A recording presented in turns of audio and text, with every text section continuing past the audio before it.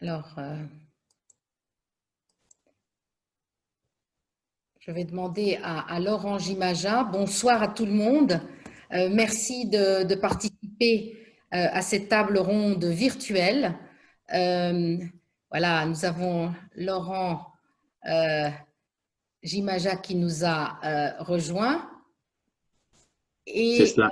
voilà, très bien. Heureuse de vous avoir avec nous ce soir. Et je vais tout de suite, comme il est 18h35, je vais tout de suite donner la parole à Laurent Gimaja pour quelques mots d'introduction, puisque nous avons un thème très intéressant ce soir qui est lié à la votation que nous aurons le 29 novembre, justement sur les multinationales. Laurent, s'il vous plaît. Oui, bonjour, bonsoir tout le monde, mesdames et messieurs, bonsoir monsieur Humel.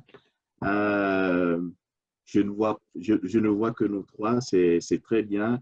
Je suis heureux de vous parler au nom de Suicide Genève que j'ai l'honneur de présider et nous avons le plaisir d'organiser cette conférence parce que comme vous le savez, Suicide Genève parmi les associations membres de la FGC, est une des plus actives en matière d'organisation de conférences qui consistent à informer le public quant à nos activités, mais également quant à certains thèmes que nous inspirent nos interventions sur le terrain, mais que nous inspirent également des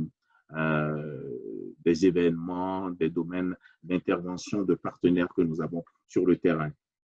Il y a plusieurs raisons qui font que nous organisons ce thème qui devait, cette conférence, pardon, qui devait avoir lieu en présentiel, mais malheureusement, Covid oblige, situation exceptionnelle, nous devons d'organiser cette séance-là par vidéoconférence. Plusieurs raisons font que nous organisons donc cette conférence qui tombe vraiment tout à fait par hasard dans une période où le peuple va se prononcer sur les multinationales responsables. Mais en fait, nous avions décidé d'organiser cette conférence parce que nous avons été actifs dans plusieurs domaines. Je crois que M. Humel et M. Richard vont en parler tout à l'heure, l'or notamment, le pétrole aussi, ainsi que l'eau. Nous avons notre ami et frère Yorbana Singh qui a brillamment soutenu sa thèse récemment sur l'industrie pétrolière et son management dans un pays d'Afrique, le Tchad. Et les pays d'Afrique, on ne va pas en parler ici, pas trop. On ne va pas parler trop non plus des pays sous-développés, mais des industries, des multinationales qui ont la possibilité d'aller exploiter des ressources dans ces pays-là.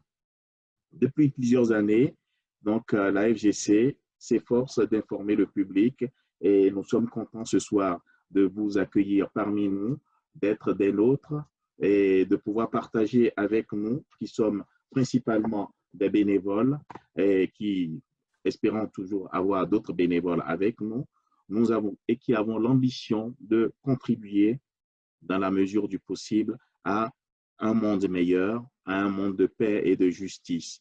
Je ne vais pas rentrer dans le vif du sujet parce que ce n'est pas mon rôle. C'est le rôle de personnalités éminemment plus compétentes que moi qui sont parmi nous, M. Humel, M. Yorbana Seydoura et Mme Catherine. Catherine, je suis désolé, je n'ai pas noté votre nom, mais il est sur mon iPhone que je n'ai pas le temps de débloquer. Je souhaite à tout le monde une bonne conférence. J'espère que nous allons tous apprendre quelque chose parce que dans ces domaines-là, on croit tout savoir et quand les spécialistes nous parlent, ils nous ouvrent les yeux. Merci beaucoup et merci de participer à la conférence de Suicide Genève ce soir. Merci beaucoup, Laurent, pour ces mots d'introduction. J'essaye d'activer le micro et la vidéo de notre ami Sengoura Yorbana, qui a défendu sa thèse il y a maintenant un mois de cela, au mois de septembre, à l'université de Neuchâtel. Alors, Monsieur Sein Yorbana, est-ce que vous pouvez, s'il vous plaît, je vous demande de réactiver votre micro et votre vidéo. Est-ce que vous nous entendez? Désolé en fait, parce que Yorbana, c'est moi. Je pense que peut-être qu'il n'est pas encore connecté. Je suis son petit frère en fait. On porte le même prénom. Il faut mettre le prénom, à moins que toute la famille ait décidé de participer. C'est très bien. En fait, j'ai essayé de modifier, mais non, mais ça va. Donc, je sais qu'en fait, c'est le petit frère. Bienvenue au petit frère, alors. Merci beaucoup. De rien, de rien. Alors, je vais voir si comme nous avons déjà le petit frère, nous ne devrions pas tarder à avoir, on va dire, notre principal interlocuteur de ce soir. Je l'appelle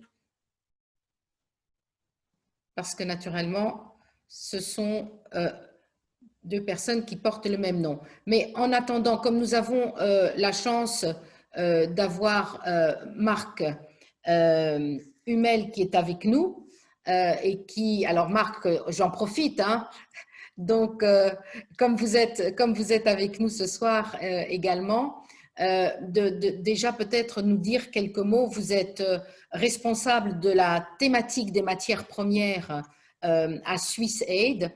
Vous avez depuis pratiquement 3 ans, donc vous pouvez peut-être déjà nous brosser un tout petit peu le contexte justement des multinationales qui ont l'habitude de se rendre un peu partout dans le monde à des fins d'exploitation et que les pays dans lesquels ils sont accueillis pour travailler eh bien, ne sont pas toujours équipés et ne sont pas toujours conscients de quels sont leurs droits, quels sont les devoirs et comment obliger entre guillemets, les multinationales à respecter non seulement les lois locales, les us et coutumes locales, mais également les lois internationales. Oui, bonsoir à toutes et à tous. Merci beaucoup pour cette introduction.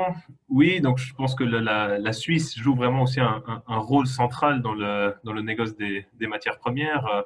Ça représente le commerce du négoce en Suisse représente 3,8% du PIB. On est le pays qui avons le plus de multinationales par habitant. Et c'est vrai que ces multinationales telles que Glencore, Vitol, Lafarge-Holcim, Syngenta sont impliquées ou Nestlé sont impliquées dans de nombreux pays du Sud. Et on voit que l'impact dans ces pays sont loin d'être toujours positifs. Alors évidemment qu'il peut y avoir des impacts socio-économiques positifs, mais on voit que dans de nombreux cas, la population locale ne bénéficie pas de la richesse de ces matières premières. Il y avait une étude du McKinsey Institute qui disait que si les populations qui habitent dans les pays riches en matières premières bénéficiaient de la rente de ces matières premières, il y aurait plus de 540 millions de personnes qui sortiraient de la pauvreté. Et aujourd'hui, on voit que c'est plutôt l'inverse qui se passe, ce qu'on appelle généralement la malédiction des matières premières. On voit ce cas dans plusieurs pays, que ce soit le Tchad, qui est un exemple évidemment illustratif, la République démocratique du Congo, la Zambie, le Burkina Faso. Ce sont tous des pays qui sont très riches en matières premières, que ce soit le pétrole, le cobalt, le cuivre ou l'or pour certains pays, mais les populations locales n'en bénéficient pas. Alors après, on peut mettre la responsabilité également, on peut évidemment la partager entre le gouvernement qui lui-même a des problèmes de manque de gouvernance ou de fragilité, mais les multinationales profitent de ces cadres législatifs défaillants pour profiter de cette exploitation des matières premières, pour essayer ils sont impliqués dans plusieurs cas de corruption également. Si on prend la multinationale Glencore, vous avez aujourd'hui les États-Unis, la Grande-Bretagne ou même la Suisse, le ministère public de la Suisse en juin de cette année qui a ouvert une enquête pour des faits de corruption de Glencore en République démocratique du Congo. Et on voit que dans ce cas-là précis, le Congo, selon les chiffres révélés, aurait perdu plus de 440 millions du fait de cette corruption. Donc, on voit que les populations locales, non seulement ne tirent pas de profit dans de nombreux cas de la richesse de ces matières premières, mais en plus souffrent de la violation des droits humains ou de la pollution environnementale de ces grandes sociétés minières. Et là, on a des cas très frappants, par exemple avec Lafarge-Holcim, qui sont actifs dans de nombreux pays, et c'est l'étude aussi de Greenpeace qui a été révélée en début de semaine, qui montrait que dans des dizaines et dizaines de pays, il y avait des violations graves de pollution environnementale. Et c'est là qu'on peut aussi se poser la question entre un Lafarge-Holcim, une société comme Lafarge-Holcim, qui est également active en Suisse, mais également active à l'étranger, qui ne respecte pas les mêmes règles. C'est-à-dire qu'en Suisse, elle va se fier à la législation suisse, elle ne va pas émettre des particules fines de la même manière qu'elle va le faire au Nigeria. Et c'est ça qui pose problème. Et c'est pour ces raisons-là que plus de 130 organisations de la société civile ont lancé l'initiative pour des multinationales responsables. Parce qu'aujourd'hui, on voit que le dialogue, alors oui, nous avons avec plusieurs ONG, on a un dialogue avec ces multinationales, mais on voit que tant qu'il y a il n'y a pas de cadre contraignant, et sans cadre contraignant, l'autorégulation du secteur ne fonctionne pas, et ces multinationales continuent d'être impliquées dans la violation des droits humains et continuent de porter atteinte à l'environnement. Alors, est-ce que vous pensez, alors attendez, est-ce que vous pensez que justement cette initiative va permettre d'une part aux multinationales de prendre conscience? Je sais que vous avez eu l'occasion d'avoir des échanges avec des multinationales. Comment ça se passe? Et que même de plus en plus, on voit des multinationales qui demandent à des entités telles que SwissAid des conseils. Comment est-ce que ça se déroule? Oui, on peut voir que dans le secteur, après, ça dépend des secteurs. Il y a certaines entreprises avec lesquelles c'est très compliqué, et avec d'autres, on voit par exemple dans le secteur de l'or ou les raffineries d'or. Il faut savoir que la Suisse raffine 2/3 de l'or mondial, donc il y a énormément d'or qui passe par la Suisse, et ces raffineries jouent un rôle central. Et depuis quelques années, c'est vrai que ces raffineries ont toujours été sous le feu des critiques, et depuis quelques années, elles se sont petit à petit ouvertes aussi à la discussion avec les ONG. Après, une discussion ne veut pas forcément dire qu'il y a des pratiques responsables derrière, mais je pense que c'est déjà un premier pas. Mais vous voyez que dans ces secteurs, ça illustre très bien que vous avez d'un côté des entreprises qui sont qui font extrêmement attention, donc qui exercent leur devoir de diligence, c'est-à-dire qui mesurent l'impact de leur activité sur les droits humains, et d'autres qui ne le font pas du tout. Et c'est pour ça qu'on a besoin de l'initiative pour les multinationales responsables, pour mettre tout le monde à niveau et que tout le monde respecte ses droits humains. Après, dans la discussion avec les sociétés qu'on a eues, alors oui, on a eu par exemple des discussions avec Glencore, mais c'est compliqué. Vous vous retrouvez face à des gens du CSR, et à chaque fois que vous voulez aller dans les détails sur des cas de violation très précis, ils n'arrivent pas forcément à vous répondre, ou ils vous disent de vous contacter plus tard, et vous n'avez pas forcément les résultats escomptés. C'est vrai, quand vous prenez Glencore, c'est une multinationale qui emploie 160 000 personnes au niveau international. C'est une très très grande structure où on a l'impression que même les gens du CSR ont un peu de peine à se retrouver, et on voit que sur le terrain, ces violations des droits humains ne changent pas. Alors, on a la chance d'avoir Sein Goura Yorbana qui est là avec nous, mais qui est muet. Alors, Sein, on vous voit, mais est-ce que vous avez un problème de micro? Non, je vous écoute bien. Ah, très, très bien. Donc, on va vous donner la parole. Vous avez eu quelques petits problèmes techniques. On comprend, ce n'est pas toujours facile. Alors, on va tout de suite entrer dans le vif du sujet. Nous avons eu la chance d'avoir une introduction effectuée par Laurent Djimadja, et puis maintenant Marc Hummel qui vient de nous donner quelques indications sur justement les rencontres qu'il a pu avoir avec des multinationales, et nous brosser un peu le tableau environnant. Donc, c'est vous qui êtes, on va dire, la vedette du jour. Alors, on vous donne la parole. Vous allez nous donner quelques informations sur justement votre thèse que vous avez défendue au mois de septembre à l'université de Neuchâtel. Et nous attendons avec impatience justement votre présentation de votre thèse. Vous avez disparu. Est-ce que vous m'entendez? Ah. Voilà, je vous retrouve. Ouais. Voilà, on vous entend. Vous Et on vous m'entendez? voit. Ok, merci de m'avoir donné la parole. Je vais devoir utiliser PowerPoint et puis vous entretenir au moins pendant 10 minutes sur ce qui a fait l'objet de cette thèse-là. Je peux donc D'accord. partager l'écran? Oui, vous avez une possibilité de partage d'écran. C'est ça. J'essaie.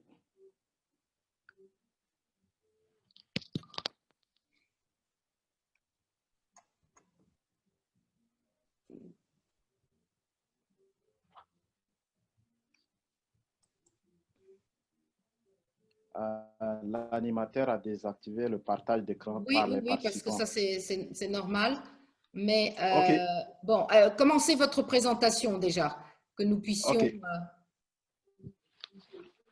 OK, je l'ouvre. s'il vous plaît. OK.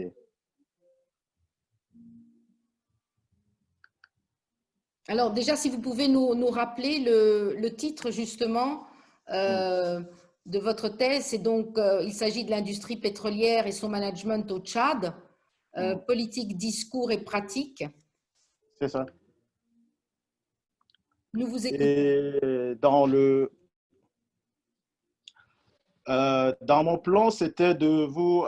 le partage d'écran passe déjà? Non, pas encore. Allez-y, allez-y. OK, donc j'avais l'intention de présenter quelques cartes du Tchad et puis une introduction qui rappelle l'historique de l'exploitation pétrolière au Tchad. Ensuite, dire la question de recherche qui a pu diriger cette thèse et de présenter mes résultats à travers les 3 cas, à savoir la CNPC, Glencore et Sochad, et puis quelques analyses sur les résultats auxquels je suis arrivé. Et puis à la fin, si on arrive finalement à avoir le partage d'écran, je montrerai quelle image de terrain qui montre cette réalité de l'exploitation pétrolière. Pour commencer, donc,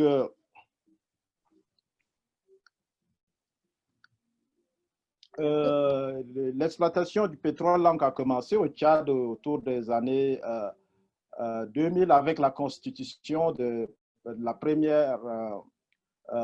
premier consortium constitué de ExxonMobil, Chevron, Texaco et puis la compagnie malaisienne. Ça, c'était autour des années 2000 que le consortium s'est constitué. Ensuite est arrivé, autour des années 2006, l'entreprise chinoise qui s'est installée au Tchad a commencé ses travaux dans le cadre d'un projet qu'on appelle le projet Ronier. Et autour des années 2000, Glencore est venu aussi acheter disons, les parts d'une entreprise canadienne, Caracal Energy, qui faisait aussi ces explorations. Et l'exploitation pétrolière, d'une manière générale, au Tchad, se situait dans la perspective de la lutte contre la pauvreté. Parce que dès le premier projet, la Banque mondiale avait accepté de faire des prêts à l'État tchadien dans le but que la rente pétrolière soit utilisée contre la lutte contre la pauvreté, étant donné que le Tchad était considéré comme l'un des pays les plus pauvres de ce monde. Donc, mes motivations en m'engageant dans cette recherche étaient de voir quelle réalité cette exploitation pétrolière a apporté donc, au Tchad. Et la question à la base de la recherche, c'est que toutes les multinationales ont d'abord un dispositif de gestion environnementale, sociale et puis de gouvernance sécuritaire. Donc, le but de ma recherche était de voir dans quelle mesure ce dispositif participait à l'atteinte des objectifs du développement local dans les zones productrices du pétrole.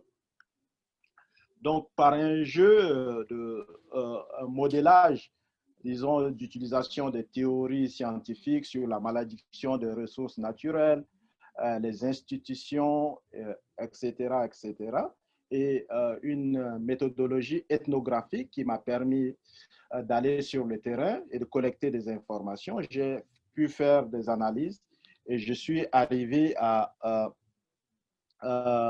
un certain résultat que j'essaie de classer par chaque entreprise sur le terrain, étant donné que j'ai fait une étude multisite dans la zone où exerçait Esotia, dans la zone où exerçait Glencore et dans la zone où exerçait la CNPC. Je vais donc vous présenter ces résultats par cas. Et le premier cas, c'est le dispositif mis en place par Esochad pour gérer tout cela. Donc, dès le départ, ils ont une documentation volumineuse.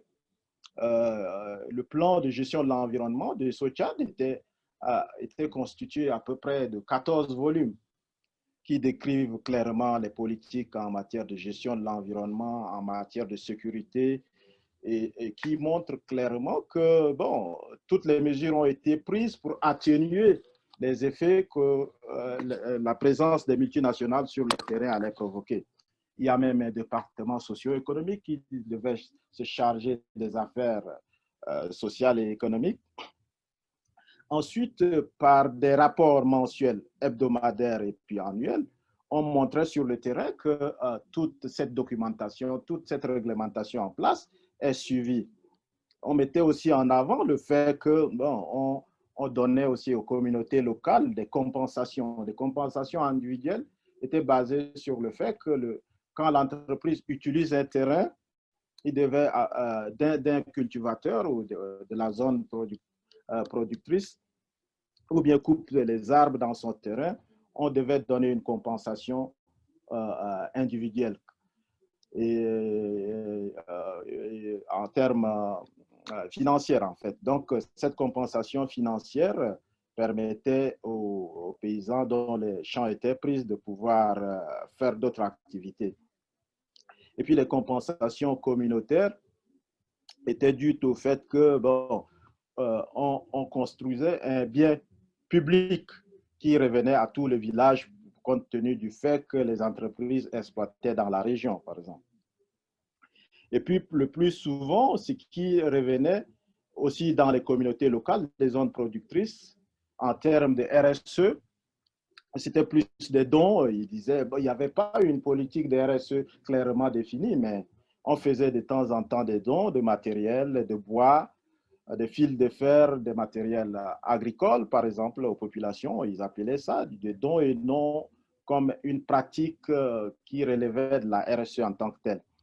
Et les activités étaient à la source de beaucoup de controverses, qu'elles soient des situations de non-conformité environnementale, notamment la coupure des arbres, le déversement des hydrocarbures, et puis des situations de non-conformité sociale, à savoir la grève des employés ou bien, disons, des manifestations, des barricades pour montrer qu'ils devaient aussi bénéficier de la rente pétrolière. Et très souvent aussi, ces entreprises entraient en contact, en conflit avec l'État pour les questions d'impôts, pour les questions de contribution au développement local, etc. Donc, on note clairement un hiatus entre les politiques qui existaient et puis les pratiques sur le terrain qui résultaient à des situations de non-conformité, qu'elles soient sociales, environnementales et sécuritaires. Si on pense aussi du côté de la CNPC, c'est le même dispositif qui est mis en place. Respect des normes de l'environnement, respect des mesures sécuritaires, respect des mesures sanitaires. Ils ont toute une documentation qui décrivait tout cela. Mais lorsqu'on passe à la pratique, il y avait des voies et moyens pour faire le minimum qu'ils puissent faire assurer la sécurité de leurs activités et continuer. Et l'organisation sur le terrain montrait effectivement un département socio-économique qui pouvait de temps en temps contribuer aux populations locales. Et la plupart des deux entreprises qui sont venues après ont copié le modèle de SO Tchad.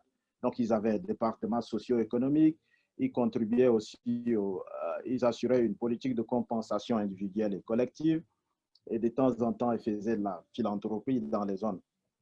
Et on retrouvait aussi les mêmes types de problèmes, qu'il s'agit des controverses, des situations de non-conformité socio-environnementale, à savoir les déversements d'hydrocarbures, les manifestations, soit des populations locales ou bien des employés qui trouvaient que leur salaire était très misérable. Et puis, à plusieurs reprises aussi, la société chinoise est entrée en conflit avec l'État autour des questions d'environnement, des questions d'impôts. On passe aussi du côté de Glencore, qui avait bénéficié aussi des dispositifs mis en place par l'entreprise canadienne. Il essayait, la Glencore perpétuait aussi les mêmes pratiques des deux autres entreprises, à savoir avoir toute une bonne documentation sur les politiques sociales et environnementales, avoir des institutions pour gérer les questions sociales, les questions environnementales, les questions sécuritaires, avoir un chargé de relations avec les communautés locales. C'était des institutions qui existaient, mais qui ne présentaient pas du tout de rapport au public pour montrer effectivement ce qui se passait dans ces institutions. Mais on mettait très souvent en avant qu'il y avait des politiques de compensation individuelle ou collective. Mais ces méthodes de compensation étaient décriées même par les populations locales. Et dans la zone productrice, où exerce Glencore aussi, il y a eu les mêmes types de conflits, à savoir le déversement des hydrocarbures, à savoir les conflits sociaux, à savoir des situations de manifestation où la police était intervenue. Donc, d'une manière brève, voilà la structure qu'adopte chaque entreprise pour pouvoir gérer les questions sociales et environnementales. Donc, j'avais un tableau récapitulatif qui montrait donc que en matière de responsabilité sociale des entreprises, c'était plus de la philanthropie qu'une politique sciemment mise en place qui permettait d'atténuer les mauvaises pratiques des multinationales. Et notamment, cette politique de RSE se basait sur, par exemple, on construisait des magasins dans leur zone d'activité pour les paysans, on donnait des dons d'équipement, et cette pratique a été reprise par la CNPC et Glencore. Et puis, sur le plan juridique, c'était plus les compensations individuelles et collectives reprises par CNPC et puis Glencore aussi. Et puis, il mettait en avant le fait qu'il donnait aussi de boulot aux populations locales et aux gens de la zone productrice pour dire l'intérêt de leur présence dans cette zone. Et de temps en temps, ils arrangeaient les routes pour leurs activités, mais ils disent que ces routes vont rester pour la population après leur départ, par exemple.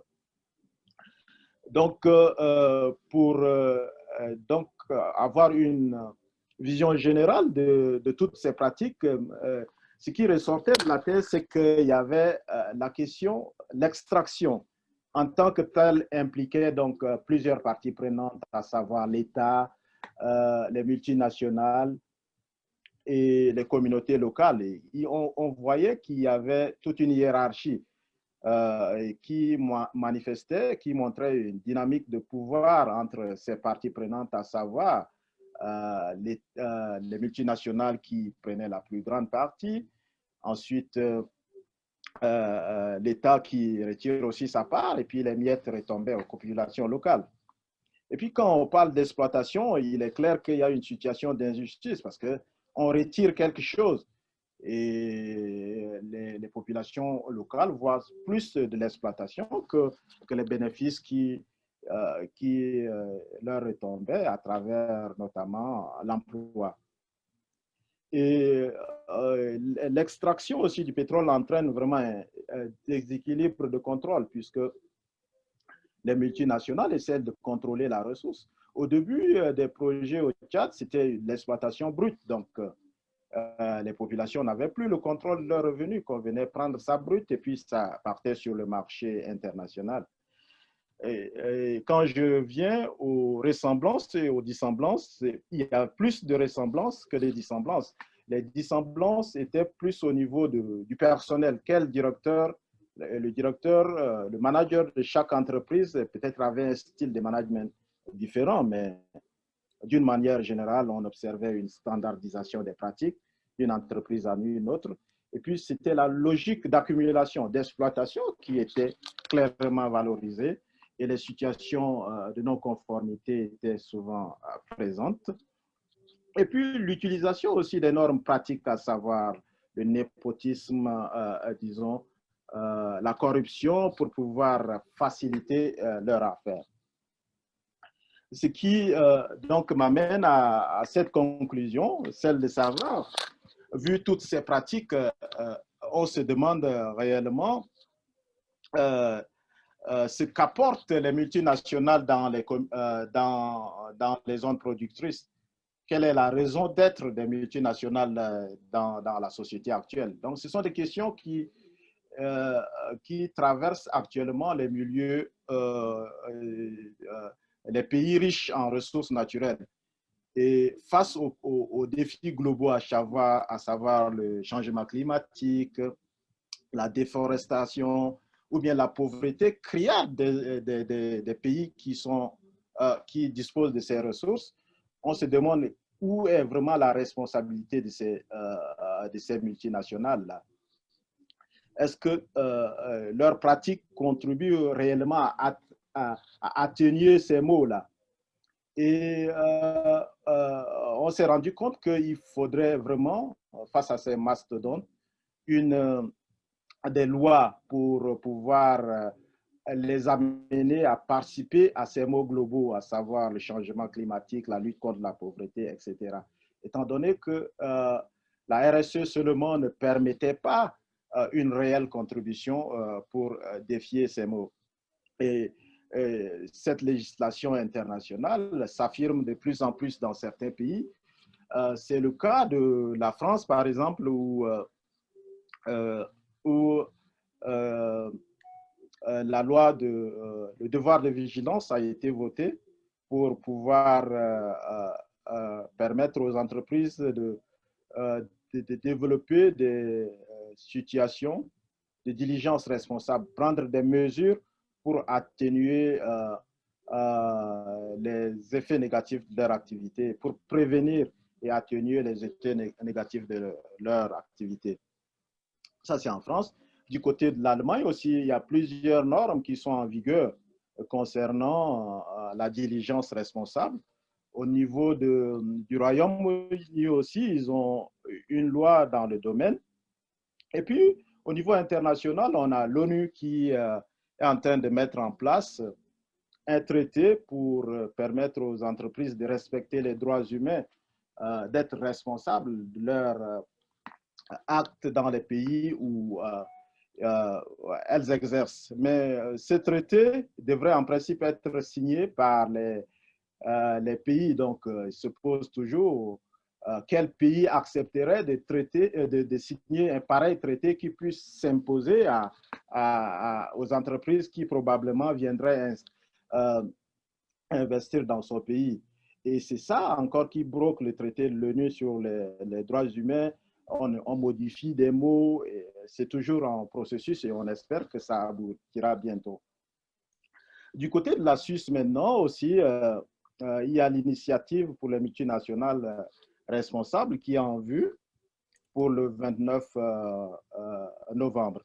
Et les dispositions de cette initiative voudraient aussi que les entreprises ayant leur siège en Suisse puissent être responsables de leur acte dans les pays en voie de développement. Mais pour ça, il y a Marc qui va plus nous en parler. Donc, je lui laisse donc la latitude de nous développer plus ce point. Mais d'une manière générale, ces pratiques posent donc la question de la responsabilité. Qui est responsable de quoi? Ou bien de l'irresponsabilité de ces pratiques dont les entreprises et l'État se rejettent la responsabilité. Ils diront que non, telle chose relève de la responsabilité de l'État, et l'entreprise dira que non, ça relève de la responsabilité plutôt des communautés locales. Et donc, on se balance les responsabilités sur des pratiques qui restent irresponsables. Donc, sur ces questionnements que ma thèse a donc pu s'achever et qui demeure un élément important qui va peut-être susciter aussi des débats à la suite de cette présentation et dans le cadre de cette table ronde. Je vous remercie donc de m'avoir écouté. Merci beaucoup. J'avais toute une liste des images qui… Ce n'est pas grave, ça nous donnera encore plus l'occasion justement de poser les questions. Merci infiniment d'avoir pris le temps de faire ce résumé aussi concis et précis de vos années de travail, parce que je crois que ça vous a demandé plus de 5 années de travail pour rédiger cette thèse. Et donc, comme vous le souhaitiez, je vais donner la parole quelques instants à Marc Hummel pour justement, je rappelle, responsable de la thématique des matières premières à Swissaid, qui va pouvoir nous parler justement aussi un tout petit peu de cette, on va dire, peut-être de la démystification aussi du fait que les matières premières puissent sauver des pays et les aider à obtenir un développement rapide grâce à la manne ou pétrolière ou autre. Et je voudrais aussi en profiter pour saluer Maître Delphine Jiraibe Kemnetoum qui est avec nous, qui est avocate donc tchadienne, qui interviendra aussi un tout petit peu plus tard pour partager avec nous son expérience sur le terrain, parce que, comme vous l'avez indiqué, il y a naturellement la théorie, les belles paroles, les beaux écrits et puis la pratique sur le terrain. Alors, je passe la parole maintenant à Marc Hummel, à nouveau. Merci, oui, je crois que Yorbana a parfaitement résumé ça et son travail est vraiment très, très important à ce niveau-là. J'espère qu'il pourra vraiment aussi publier sa thèse. Et c'est vrai que ce qui ressort est assez intéressant, l'écart entre les politiques, non seulement au niveau des lois du gouvernement, et l'écart entre ça et les pratiques sur le terrain, de même que l'écart entre ce que les sociétés déclarent dans leur propre rapport de durabilité et la réalité du terrain.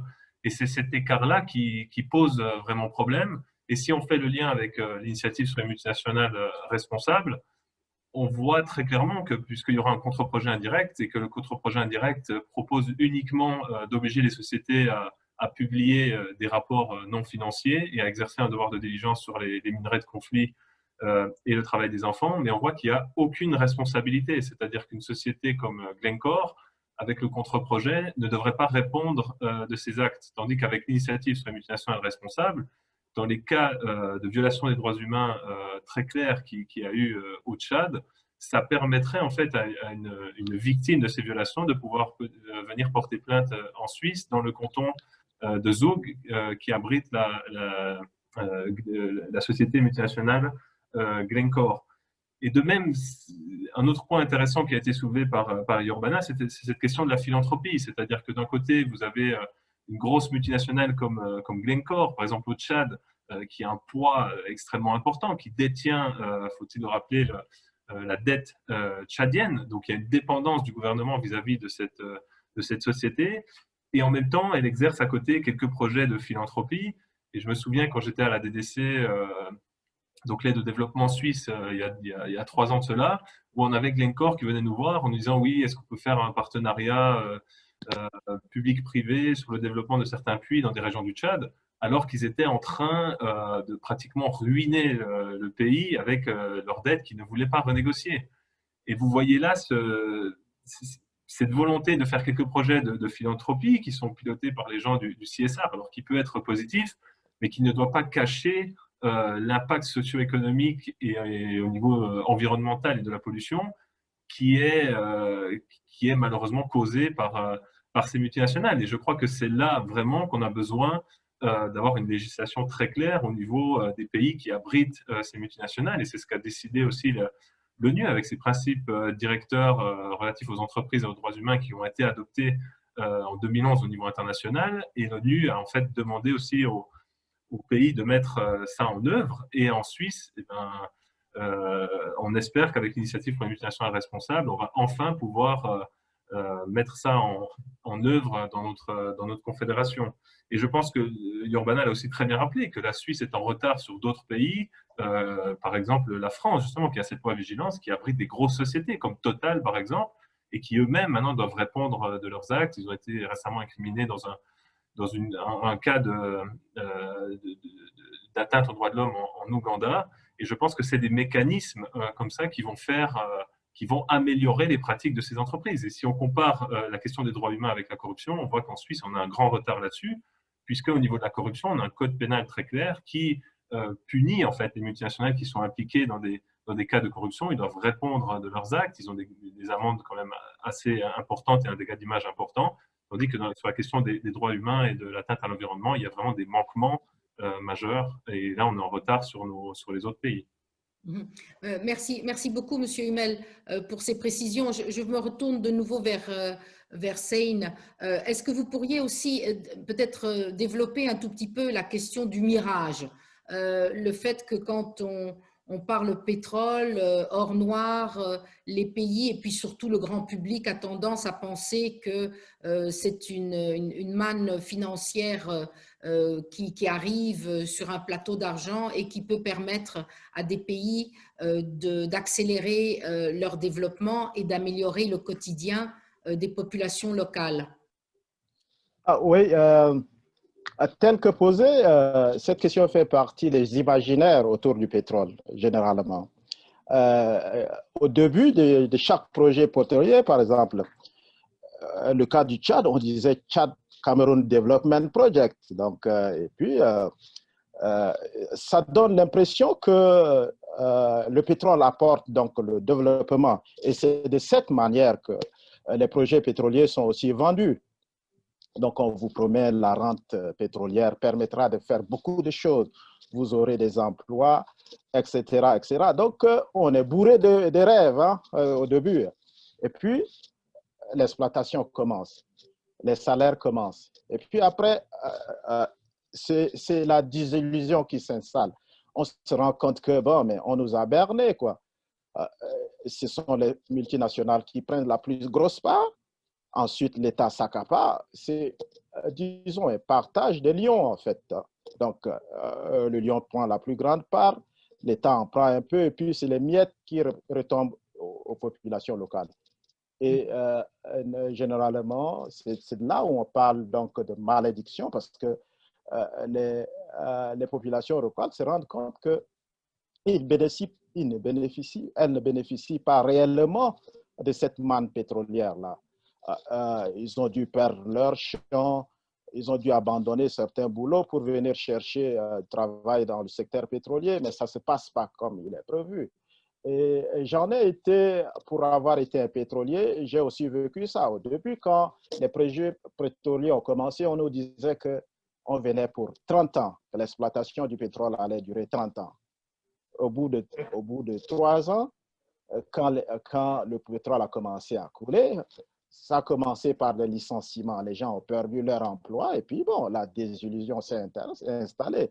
Moi qui croyais travailler pour 25 ans, j'ai dû, disons, plier bagage. Donc, ce sont des promesses qui vraiment ne correspondent pas à la réalité du terrain. Et puis, ce qui montre que les imaginaires du pétrole tournent autour donc, des rêves ensuite, c'est la désillusion qui s'installe en fait. Alors, justement, vous venez de dire que vous pensiez vous engager pour une collaboration pour 25 ans. Le fait qu'il y ait eu un départ prématuré, est-ce que c'est dû au fait que la société d'exploitation pétrolière a considéré qu'elle ne gagnait pas assez au vu des investissements qu'elle avait effectués, qu'elle-même donc était déçue de ces investissements et des profits qu'elle obtenait, ou bien il y avait d'autres raisons cachées? D'abord, au début, c'était pour vendre le projet, pour que la population locale puisse accepter. On est là pour longtemps, donc laissez-nous collaborer. Ensuite vient la réalité de l'exploitation pétrolière. Il y a des phases. Au début de la construction des infrastructures, il y a beaucoup d'activités, ça apporte beaucoup d'argent, ça apporte beaucoup d'emplois.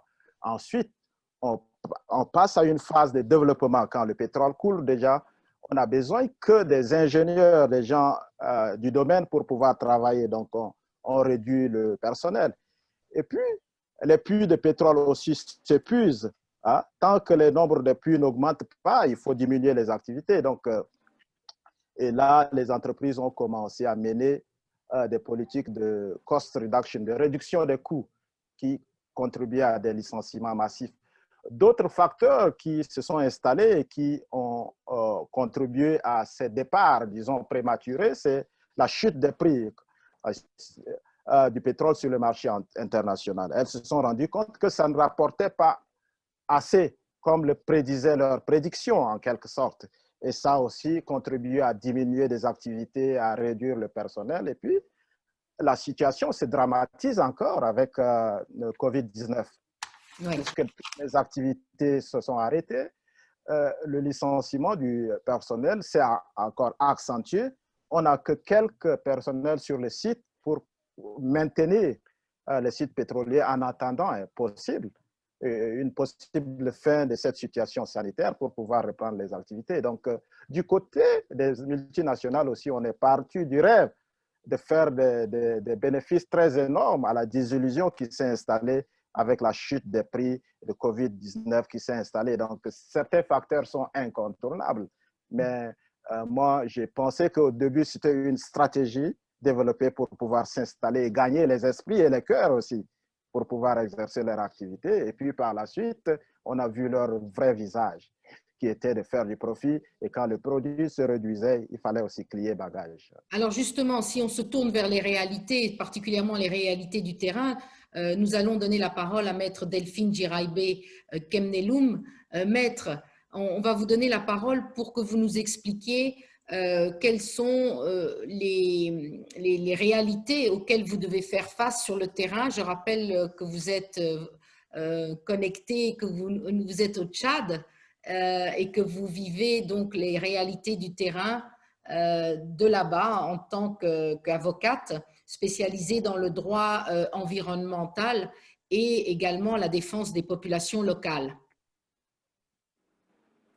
Maître, nous... Merci Catherine.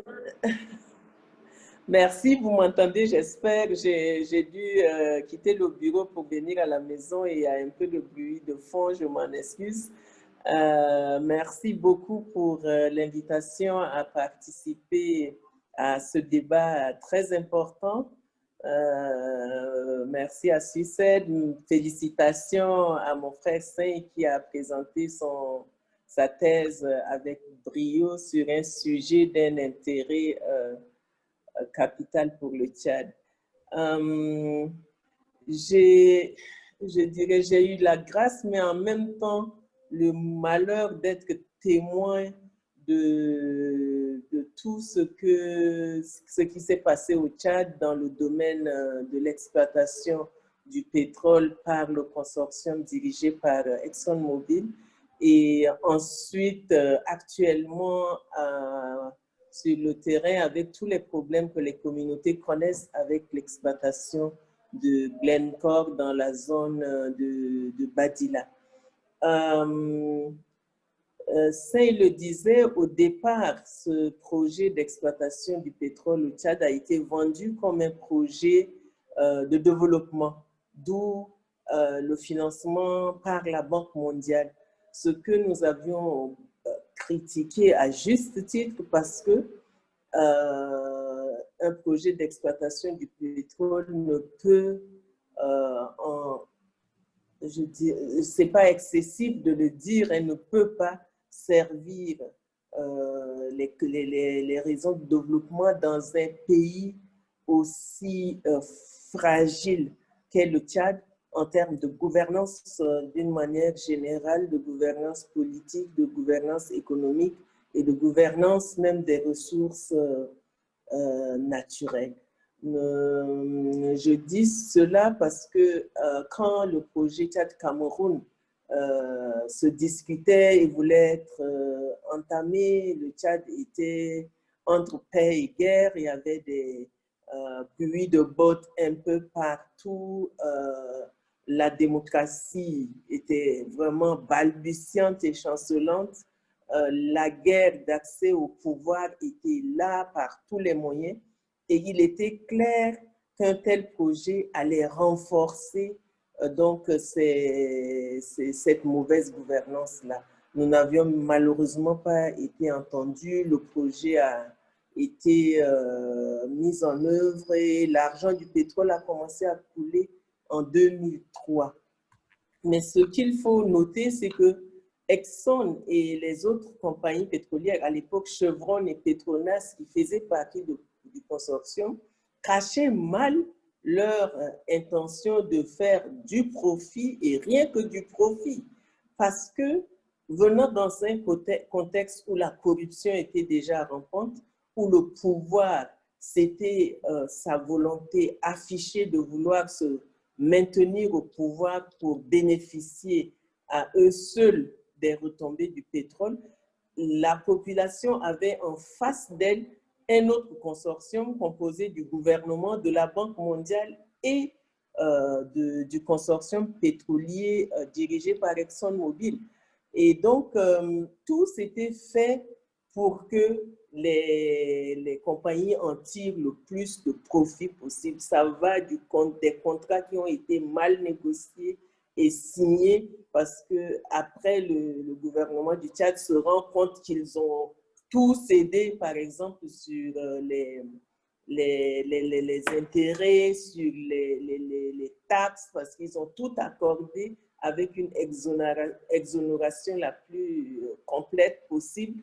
Et quand ils se sont rendus compte que le mal est fait, ils n'avaient que leurs yeux pour pleurer. Du point de vue environnemental, là où le projet Tchad-Cameroun a été implanté, c'est-à-dire dans la région de Comé et autres, il faut y aller pour se rendre compte aujourd'hui des dégâts qui sont là. Des terres ne sont plus fertiles. Les terres qui devaient être restaurées pour que les populations puissent y travailler encore ne le sont plus. Il y a eu une tentative, je dirais, de médiation de l'Ombudsman qui a été mise en place, mais bon, les résultats n'ont rien donné de nouveau. La seule chose qu'on pourrait dire qui a été un gain un peu positif dans tout ce processus, c'est les compensations.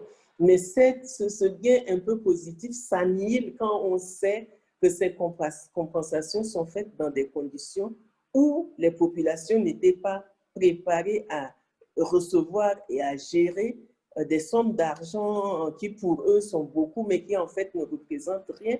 Et ces sommes d'argent en très peu de temps ont été dépensées. Et donc aujourd'hui, tout le monde se retrouve dans une situation de pauvreté extrême. En 2004, 2003, 2004 déjà, non, 2006, si ma mémoire est bonne, une étude indépendante du gouvernement, du Parlement allemand qui s'est rendue sur le terrain a clairement dit que les populations sur le terrain sont plus pauvres que ce qu'elles n'étaient avant l'exploitation du pétrole. Mais aujourd'hui, la situation est encore grave. Si vous allez dans la ville de Doba, qui est la capitale de la zone pétrolière, ben, il y a juste sur les grands axes ce que nous appelons les éléphants blancs. Donc, un hôpital sans personnel, sans matériel, une école sans table-banc, des bâtiments qui sont faits, qui commencent déjà à tomber en ruine de toutes les façons. Et ce n'est que ça. Quand vous descendez à 100 mètres à l'intérieur, il n'y a pas de route. Les gens sont dans leurs déchets. Les gens vivent dans leurs déchets. Et c'est ça la situation. Avec Glencore, dans la zone de Melom et de Badila, c'est aussi la même chose. Donc, quand Sey dit que les compagnies pétrolières n'ont qu'un seul mode opératoire, c'est vrai. Tout ce qu'on dit, c'est pour juste emballer les choses pour que ça soit mieux présentable aux yeux de l'opinion, tout simplement. Par exemple, en 2018, dans la zone de Badila, il y a eu le déversement des eaux de production et même du bruit. En juillet, récemment, il y a eu un autre grand déversement. Qu'est-ce qui se passe? Melom et la zone de Badila est dans une zone de grande agriculture, mais où il y a le fleuve qu'on appelle le fleuve Nian. C'est le troisième fleuve pratiquement du Tchad, qui a plusieurs bras qui déversent, qui desserrent les villages environnants. La digue qui s'est rompue a laissé une quantité énorme d'eau de production qui s'est jetée dans les bras de la Nian et qui se sont déversées dans le fleuve Nian. Cette eau est l'unique source de consommation des populations. Les gens puisent leur eau à boire dans cette rivière, ils vont se laver. Dans cette rivière, ils arrosent leur jardin. Dans cette rivière, et ils font la lessive. C'est tout, c'est leur unique source en eau. Mais cette eau est clairement polluée. Quand nous avions dit à Glencore qu'il faut parer au plus pressé pour préserver la vie d'au moins 18 000 personnes qui habitent dans cette zone, la réponse a été sèche. Nous n'avons pas encore les preuves que c'est l'eau de production qui a pollué ou a souillé le fleuve Nian. Tant qu'on n'a pas le résultat des tests, bon, ben, on ne fait rien. Notre demande était tout simplement de faire des sources d'eau potable pour que la population puisse boire et sauver sa vie. Je rentre d'une mission il y a à peine un mois de la zone, mais c'est vraiment écœurant ce qui se passe là-bas. Les populations vous disent qu'elles n'ont d'autre choix que d'aller prendre cette eau qu'elles savent souiller parce que les eaux de production se sont déversées dedans pour boire. De visu, vous voyez que tout le monde a la peau terne parce qu'il y a des démangeaisons, des plaies après s'être lavé avec cette eau. Tout le monde a l'air malade, mais il n'y a rien qui se fait.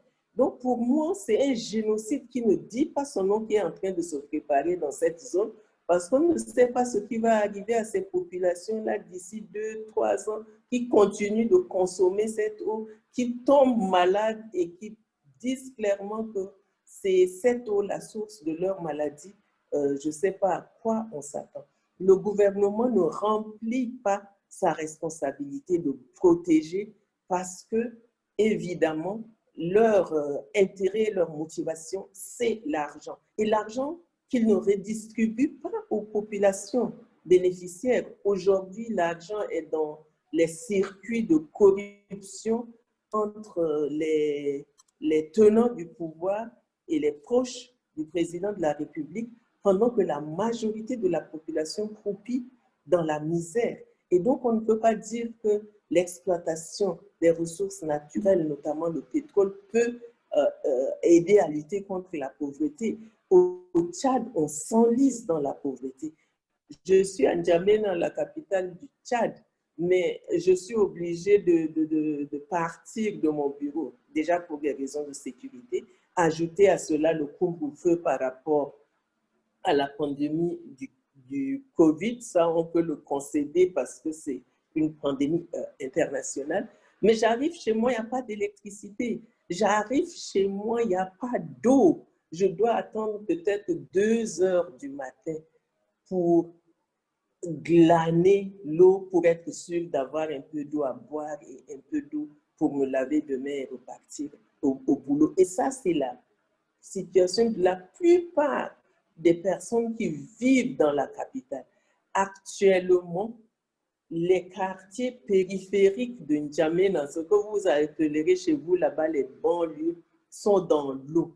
Il y a l'eau de crue qui monte pratiquement chaque année et qui engloutit des maisons, qui sinistrent des populations. Vous voyez des femmes et des enfants qui meurent parce qu'elles n'ont plus d'abri, parce qu'il n'y a pas à manger. Alors que même si ces quelques dernières années, ça date de 2016 ici, si le cours du pétrole a chuté, il y a eu un boom pétrolier qui a fait entrer au Tchad des milliards qu'on n'attendait pas. Où est passé cet argent? Qu'est-ce qu'on a fait de cet argent pour que le Tchad soit toujours le dernier pays le plus pauvre au monde? Nous venons même après certains pays africains qui n'ont pas les ressources que nous avons, qui n'ont pas l'or, qui n'ont pas le pétrole. Nous avons le pétrole, nous avons l'or. Mais qu'est-ce qui se passe? Ça veut dire tout simplement, et ça me rappelle encore les résultats de l'étude que la Banque mondiale elle-même a commandité sur les industries, la revue des industries extractives. Et à l'époque, l'expert et les experts qui ont conduit cette étude ont conclu clairement qu'on ne devrait pas, les industries ne devraient pas investir dans un pays où les droits de l'homme ne sont pas respectés, où il n'y a pas de stabilité politique. Et ça me permet de parler du traité. Le traité sur les entreprises et les droits de l'homme qui est en souffrance parce que les États sont réticents à avoir un traité contraignant qui va les obliger, eux, en tant qu'État, et obliger les entreprises qui veulent investir dans les pays à respecter un certain nombre de normes, y compris les normes environnementales, mais les normes de respect des droits humains et de garantie que les activités de ces entreprises-là ne doivent pas affecter les populations riveraines. Et moi, je ne comprends pas que les États qui ont l'obligation de protéger leurs concitoyens, leurs nationaux, sont en train d'hésiter à avoir un tel traité en place. Cela montre ce que je disais au départ, qu'il y a une collusion destructive pour les populations entre les entreprises et nos gouvernements pour faire en sorte que le profit que ces entreprises-là font puisse être distribué avec les gouvernants. Parce qu'il n'y a pas de raison que dans un pays, un gouvernement qui se soucie du bien-être des populations puisse hésiter à la mise en place d'un tel traité. C'est vraiment clair que on dit souvent que nos États sont gouvernés par les entreprises dont les budgets sont parfois le double ou le triple de ce que nos États ont. Donc, nous nous retrouvons dans une situation qui est assez complexe et assez difficile. Je vous remercie. Merci beaucoup, Maître, d'être intervenu. Parce que je vais vous redonner la parole. J'ai 2-3 petites choses à vous demander. D'abord, votre franc-parler et vos positions. Est-ce que ça ne vous effraie pas? Et j'imagine que vous recevez régulièrement des menaces des uns et des autres. Donc, comment évoluez-vous dans ce contexte? Et puis, aussi une question sur la responsabilité des entreprises. Je pense automatiquement au cas de Trafigura, cette société qui avait affrété un navire pétrolier pour déverser près de 600 tonnes de déchets toxiques en Côte d'Ivoire, à Abidjan, en 2006. et qui a été condamné pratiquement, je crois, 5 ou 6 ans plus tard à la Cour de la Haye, pour une somme modique, parce que je crois qu'ils, si ma mémoire est bonne, ils ont été condamnés à payer seulement 1 million de dommages et intérêts, et qui disait qu'il reconnaissait la responsabilité morale, mais absolument pas d'autre sorte de responsabilité, et qu'il ne se sentait absolument pas responsable ou conscient que leur acte ait pu provoquer, entraîner des décès et des maladies, parce que comme vous le disiez tout à l'heure à propos du Tchad et Seine aussi, les populations utilisent la même eau pour se laver, pour se nourrir, pour cuisiner, pour cultiver, pour arroser leurs plantes, les salades qu'ils cultivent. Et naturellement, toute cette chaîne non seulement abîme l'environnement, mais touche la santé de personnes particulièrement vulnérables puisqu'elles n'ont pas accès généralement aux soins par des manques financiers. Alors, maître, que pouvez-vous nous dire d'une part sur votre sécurité et d'autre part sur le fait que les entreprises acceptent, dirons-nous, de leur responsabilité morale, mais peut-être pas toujours leur implication dans le reste de la chaîne?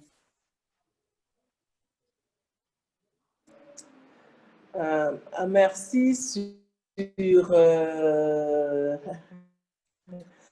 la sécurité. Je suis croyante et en premier lieu, je crois que j'aimerais dire, c'est que nous sommes dans un contexte qui est très difficile, où les défenseurs des droits de l'homme sont constamment menacés, où ils travaillent au risque de leur vie au quotidien. Et donc, nous sommes conscients de cela et nous le faisons parce que nous nous disons que si nous nous taisons, la situation va être pire et ne fera que s'empirer. Il faut bien qu'on en parle. Et ce qui nous sauve, c'est que ce que nous disons, nous le disons à haute et intelligible voix, et nous le disons parce que c'est vrai. Personne aujourd'hui ne peut démentir cette pauvreté au Tchad qui est créée et entretenue. Je le dis et je le répète parce que c'est pas normal. C'est pas normal qu'un pays aussi riche, moi quand j'interviens, je refuse de dire que le Tchad est un pays pauvre. Le Tchad est un pays très riche. Nous avons des ressources naturelles, le pétrole, l'or, nous avons de l'uranium, nous avons des terres arables qui peuvent nourrir le Tchad et d'autres pays aux alentours. Mais qu'est-ce qui se passe? Tout cela arrive parce que les tenants du pouvoir, le président de la République et tous ceux qui l'entourent, pour le seul désir de se maintenir au pouvoir et de bénéficier eux seuls de retombées de ces ressources naturelles que le bon Dieu a données pour tous les Tchadiens, ils utilisent tous les subterfuges pour que la population demeure dans la pauvreté. Sinon, comment comprendre que dans un pays où, avant que l'argent du pétrole n'arrive, par exemple, le taux de personnes qui aient accès à l'électricité était déjà de 7% et aujourd'hui, en 2020, ce taux reste toujours de 7% avec des délestages intempestifs. Comment comprendre que dans les villes, je ne parle même pas de villages, l'accès à l'eau potable est un problème. L'accès aux structures de santé est un problème. L'accès aux sanitaires est un problème. Moi, je n'ai pas honte de le dire. Au Tchad, nous vivons dans nos déchets et c'est ça qui nous tue. Aujourd'hui, dans mon quartier, c'est un quartier populaire de N'Djamena, ça s'appelle Moursal. Saint le sait très bien et ceux qui sont venus au Tchad le savent. Les poubelles sont en train de nous engloutir parce qu'on ne sait plus où jeter les poubelles et personne ne peut gérer ces poubelles-là. Et la plupart de la population va faire ses besoins dans la nature.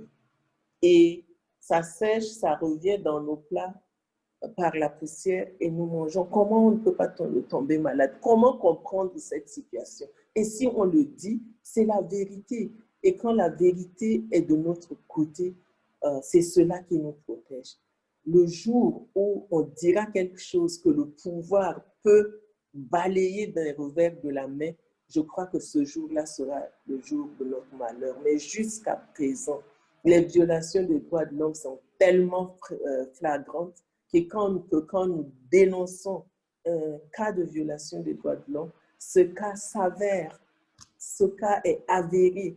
Et donc, nous sommes obligés de le dire et de le faire parce que personne ne viendra le faire à notre place. La deuxième question sur la responsabilité des États et en relation avec la situation en Côte d'Ivoire. C'est vraiment triste de le dire, mais aujourd'hui, d'une manière générale, très peu d'attention est accordée aux victimes de ces cas de violation flagrante des droits de l'homme. Comment comprendre qu'une entreprise peut dire nous reconnaissons la responsabilité morale et pas une autre responsabilité? Dans le travail que nous faisons avec la communauté, nous avons dit aux responsables de Glencore, vous dites que l'eau n'est pas souillée. Mais si l'eau n'est pas polluée, si l'eau est potable, comme vous le dites, prenez-en et buvez. Pourquoi on fait venir de l'eau, je ne sais pas, de la Grande-Bretagne ou des États-Unis pour sa consommation? Même les aliments qui sont produits localement, les responsables de Glencore ne consomment pas parce qu'ils savent que ces aliments sont nocifs pour la santé humaine, que cette eau peut te tuer. Mais pourquoi on se complaît à dire non, ce n'est rien, c'est bon? Parce qu'on ne donne pas tout simplement un peu de considération à la personne humaine. On ne donne pas de valeur à la personne humaine. Ce qu'on privilégie, c'est le profit. Ils prendront ce qu'ils veulent prendre et ils partiront parce que les gouvernants sont complices. Les victimes aujourd'hui n'ont que leurs yeux pour pleurer et c'est pourquoi pour moi la prévention est capitale. Il ne faut pas que ces choses-là arrivent parce que quand ça arrive, les victimes deviennent souvent la risée de tout ce processus. À la fin, on dit non, ce n'est pas pour de l'argent, ce n'est pas pour réparer ce qui est arrivé, mais c'est pour reconnaître qu'il y a quelque chose qui est fait moralement. Donc ça, c'est une somme qui doit... Comment? Moi, je ne comprends pas cette logique. Je ne comprends absolument pas cette logique. Quelqu'un qui a été victime de ces déchets toxiques, qui porte les stigmates sur son corps, qui a besoin d'autres moyens beaucoup plus importants que ceux qu'elle avait avant d'être confrontée à cette situation. Pourquoi on ne peut pas le dédommager à une hauteur qui peut l'aider à survivre et à gérer les conséquences de ce que ce déversement de déchets toxiques-là lui a coûté? Évidemment, on ne connaîtra pas tout ce qu'il y a eu derrière, pourquoi les déchets toxiques ont atterri en ce lieu-là, en Côte d'Ivoire, et pas ailleurs. C'est vraiment triste. C'est vraiment triste. Et là encore, la complicité de nos gouvernants qui doivent protéger leur population est questionnée. Merci, Catherine. Merci, Maître. Je me tourne de nouveau vers Seine pour lui demander si lui peut nous donner quelques petites informations sur la façon dont les multinationales procèdent sur le terrain pour détourner, pour ne pas observer les normes et ne pas appliquer la loi. Et après, je me tournerai vers le public. Vous savez que vous pouvez poser des questions. Vous avez en bas de votre écran différentes possibilités. Quand vous cliquez sur la petite icône où est indiqué le mot participant, vous allez voir une colonne se développer sur votre droite et vous aurez une possibilité tout en bas de cette colonne pour cliquer et lever votre main. Alors, où vous avez marqué « lever votre main », où vous avez une possibilité pour poser donc des questions. Et j'en profiterai aussi pour donner la parole à Denis Reishart, qui est parmi nous et qui est aussi un spécialiste du domaine de l'or et de l'exploitation de l'or. Alors, Seine, comment est-ce que les entreprises, les multinationales font sur le terrain, parce que je pense que ça fait partie de votre thèse, pour justement détourner, éviter d'appliquer les normes et puis d'appliquer la loi? Ah oui, justement, j'ai d'une certaine manière évoqué ces stratégies mises en place par les multinationales présentes au Tchad pour pouvoir, ne serait-ce que contourner la loi, ne serait-ce qu'atteindre leurs objectifs. Et notamment, c'est des stratégies de pouvoir, comme elles ont déjà un pouvoir financier, c'est des négociations. Donc, soit elles font de conciliation avec l'État, Maître Delphine nous a évoqué, cette coalition de l'État avec les multinationales pour on ne sait quel but, certainement, pour pouvoir chacun tirer sa part. Ensuite, c'est des persuasions. Comme je le disais au début, il fallait avoir les cœurs et puis les esprits. Donc, elles essayent d'expliquer pourquoi elles sont là. Nous sommes ici pour votre développement, vous aurez des emplois, on fait des actes de bienveillance, etc., etc. Et puis sinon, parfois, c'est la domination, étant donné qu'elles savent qu'elles ont un pouvoir financier énorme et qu'elles vont investir et qu'on aura besoin d'eux. On aura besoin d'elles, elles essayent d'imposer leur point de vue sur le terrain. Et puis, à travers la documentation, ce que j'ai remarqué aussi, c'est ce hiatus entre les normes bien décrites. Elles vont valoriser, mettre en avant, par exemple, leurs valeurs. Notre première valeur, c'est la sécurité des employés. Pourtant, sur le terrain, on minimise les coûts pour pouvoir exploiter le plus rapidement possible. Donc, de la persuasion, de la collaboration, de la domination sont des techniques utilisées pour pouvoir atteindre leurs objectifs, qui est le premier étant la recherche du profit, exploiter la ressource qui est là et pouvoir vraiment obtenir en quelque sorte leur investissement en retour en très peu de temps. Donc, il y a diverses sortes de stratégies développées d'une entreprise à une autre pour pouvoir atteindre le but, et c'est l'exploitation de la ressource pour laquelle elles sont là. Et cela va de coopération avec l'État ou bien avec certaines... Parfois, elles entrent en négociation avec les syndicats et puis pour faire des conciliations. C'est pourquoi je parle des normes pratiques par la suite. Et on ne sait pas les en dessous de ces coalitions et tout pour pouvoir continuer l'exploitation tranquille de leurs ressources. En fait. Donc, alors, justement, Denis Reishart, qui est le vice-président de Swiss Aid Genève et qui peut partager peut-être avec nous sa connaissance du domaine aurifère. Oui, merci beaucoup. J'en viens à contribuer justement le domaine de l'or qu'on a travaillé pendant 2015, mais un peu plus généralement, j'ai aussi travaillé aux Nations Unies. En fait, le problème fondamental qu'on a et qu'on voit très bien dans le cas du Tchad, c'est que on a des droits humains qui s'opposent, des gens qui souffrent, qui sont opprimés. Et en fait, ils essayent d'avoir revendications sur des valeurs directement liées aux droits humains. Et l'approche que prend ces entreprises, c'est au lieu de reconnaître et d'opposer ce droit, dit en effet, il y a un problème. Et donc, pour gérer ce problème, moi, je vous propose de discuter, on rentre en discussion à ce moment-là et on organise ce qu'on appelle une approche managériale de la discussion. C'est-à-dire qu'au lieu d'adresser le problème du droit fondamental, on essaye d'essayer de comprendre ça comme un problème de business model et on propose à ce moment-là aux différents acteurs de rentrer en discussion, en négociation. Et évidemment, à ce moment-là, ça dure une dizaine, une quinzaine d'années. Et la force même de la négociation permet des améliorations, c'est vrai, marginales, mais surtout empêche de travailler sur les problèmes fondamentaux que, évidemment, les populations locales voudraient adresser. Alors, j'ai des exemples très précis, par exemple sur l'or.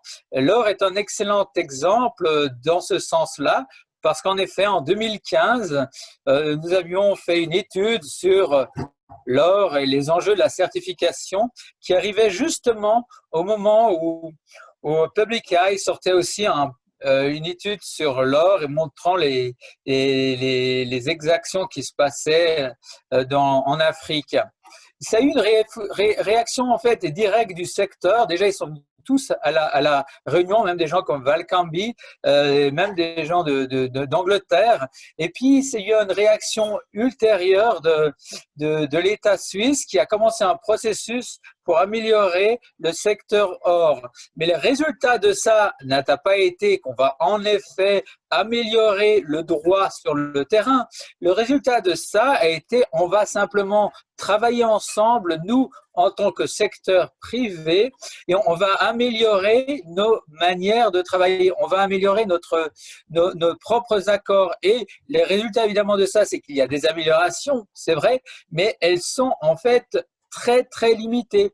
Les améliorations qu'ils proposent, après 5 ans de négociations, c'était simplement de dire on va essayer de connaître d'où vient l'or du dernier port d'exportation. Et la deuxième chose, c'est dire, ben voilà, cet or, c'est vrai, c'est de l'or en général et on ferait bien de savoir si c'est de l'or minier ou si de l'or de banque. Mais tout ça, en fait, déjà en 2015, était facile à voir. Vous voyez, les entreprises, au lieu d'adresser le sujet, rentrent dans un système de négociation qui en fait nous épuise en tant qu'acteurs de la société civile ou comme ONG parce que nous n'avons pas les capacités de suivre ça dans le long terme, alors qu'en face, ces entreprises multinationales sont là, sont établies et ont des millions. Et donc, en fait, on a un gros problème de fond. Et c'est pour ça, pour en revenir à bien la discussion de Marc Hummel, qu'est-ce qu'on peut faire, nous, d'ici de Suisse? C'est évidemment, du coup, de plus de travailler sur cette initiative multinationale, parce qu'à ce moment-là, on a un réel droit et on ne rentre plus dans cette logique de négociation continuelle. Voilà. Merci beaucoup, Denis. Et je pense que Marc a des choses à ajouter, justement. Non, je rejoins complètement ce qui a été dit non seulement par Denis, il a complètement raison, que cette négociation est complètement limitée et on le voit avec les différentes entreprises. Et dans le cas du Tchad, c'est très intéressant. Il faut souligner, je pense aussi, le courage de Seigne Urbana et de Maître Delphine de s'engager sur ces thématiques très importantes et de dénoncer, non seulement en étant dans le pays ou à l'étranger, les problèmes que cause l'exploitation de ces matières premières. Et de manière générale, ce qui a été dit, c'est très intéressant. Ce qui ressortait souvent, c'est ce rapport de force entre, d'un côté, une population, on pourrait parler d'une privatisation des bénéfices, et de l'autre côté, une socialisation des pertes. C'est-à-dire que sur la privatisation des bénéfices, vous avez Glencore qui réalise des grands bénéfices. En 2018, ils avaient fait des bénéfices jusqu'à 3,4 milliards. Et de l'autre côté, vous avez la socialisation des pertes avec ce qu'expliquaient Urbana Sen et Maître Delphine sur la population qui ne bénéficie pas du tout de la richesse de la rente pétrolière, et ça cause un énorme problème. Et quand on parle du rapport de force, si on regarde les chiffres, c'est quand même assez intéressant. Vous avez le Tchad qui a quand même un PIB de 11 milliards, et de l'autre côté, vous avez Glencore qui a un chiffre d'affaires de 230 milliards. Et quand vous mettez encore dans la balance la simple fortune du CIO de Glencore qui est de 3 milliards, vous vous dites qu'il y a quand même un léger problème dans le rapport de force entre les différentes composantes. Et au final, ce sont les populations locales qui continuent de vivre dans la pauvreté. Je crois que ça a aussi été rappelé. Le Tchad est aujourd'hui à l'indice du développement humain du PNUD, 187e sur 189. c'est absolument terrible, alors que c'est un pays riche en matières premières. Tout à fait. Alors, je me tourne vers notre salle virtuelle. Je vais réactiver les vidéos pour que ceux qui le souhaitent puissent être vus et se voir. Que ceux qui souhaitent prendre la parole lèvent la main virtuellement, ou s'ils n'arrivent pas à utiliser les petits boutons qui sont à leur disposition, eh bien, fassent signe de la main pour demander la parole. Et vous allez voir, vous allez recevoir sur votre écran une demande d'activation de démarrage de votre vidéo. Si vous souhaitez être vu, eh bien, vous l'activez. Et sinon, eh bien, vous ne l'activez pas. Et vous pourrez quand même être avec nous. Alors, j'aimerais savoir déjà s'il y a des questions. Est-ce qu'on voit des questions? Rien pour l'instant. Ou bien un aspect qui n'a pas été traité durant cette discussion et que vous souhaiteriez aborder? Alors, rien pour le moment. Donc, moi, je vais me permettre de quand même poser une question et puis aussi partager des faits que certains pays essayent de mettre en place.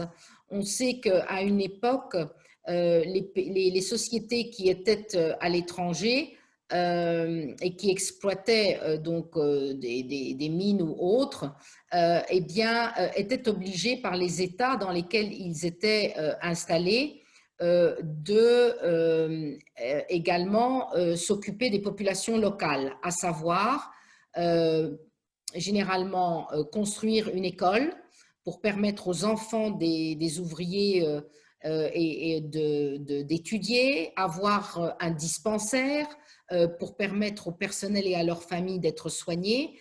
Ça, c'était des exigences qui étaient requises, demandées par les États je dirais, après les indépendances. Donc, est-ce que vous pensez que les États devraient recommencer à exiger ce minimum des multinationales ou autres sociétés qui travaillent sur le terrain? Je ne sais pas si ça pourrait être un plus. Seine, oui, quand même. Je vous en prie. Fait partie des exigences maintenant que les entreprises doivent respecter les contenus locaux, ou bien même la responsabilité sociale des entreprises en tant que telle exige donc ces pratiques pour et les employés de l'entreprise et les communautés locales. Mais effectivement, le cas du Tchad, il n'y a pas eu ces exigences. C'est pourquoi, ces derniers temps, on essaye que chaque pays mette en place une politique de contenu local, exigeant aux entreprises d'investir avec des quotas d'emploi au niveau local, ou bien d'investir dans un domaine particulier, dans l'éducation, par exemple. Et ça, les politiques de contenu locaux permettent aux multinationales de faire légalement ces choses qui bénéficient et pour l'entreprise et aux communautés locales. Mais effectivement, le cas du Tchad n'était pas comme ça. Les entreprises exercent à peu près 600 km de la capitale et en pleine brousse. Et ce sont des containers qui sont mis en place et qui servent d'habitation. Pourtant, on pouvait bien construire des maisons permanentes qui, après leur départ, reviendraient à la population. Et dans ces camps, donc éphémères, ils ont aussi des cliniques. Mais les populations vivant aux alentours dans la zone pétrolifère n'ont pas accès à ces cliniques. Ces cliniques servent uniquement pour le soin du personnel sur le chantier. Donc, c'est ce qu'on appelle aussi l'enclave pétrolière. Ces entreprises essayent d'évoluer en enclave.